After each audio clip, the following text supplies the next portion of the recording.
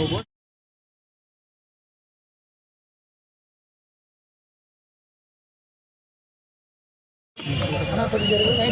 చంద్రబాబు గారి ఆశీర్వాదంతో లోకేష్ బాబు గారి ఆశీర్వాదంతో బీఫామ్ తీసుకొని ఈరోజు మళ్ళీ ఇంకొక set of nomination Telugu Desam party కూటమి అభ్యర్థిగా ఎమ్మెగనూరు నియోజకవర్గం నుంచి వేయడం జరిగింది.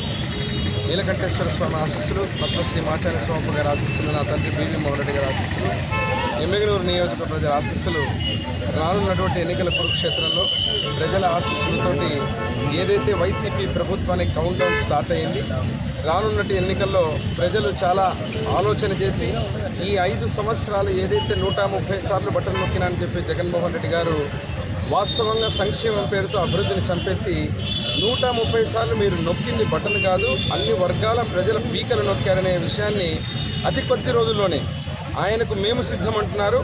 వైసీపీ పార్టీకి రాజకీయ సమాధి కట్టి మళ్ళీ రాష్ట్రంలో ముఖ్యమంత్రిగా చంద్రబాబు నాయుడు గారిని ఎమ్మెగనూరు నియోజకవర్గంలో జయనాగేశ్వర రెడ్డిని, అదేవిధంగా మా ఎంపీ అభ్యర్థి అయినటువంటి బస్తిపాటి నాగరాజు పూర్వ సామాజిక వర్గానికి సంబంధించిన వ్యక్తిని ఇరువురిని కూడా అత్యధిక మెజార్టీతో ప్రజలు ఆశీర్వదిస్తారని ఆశిస్తున్నారు.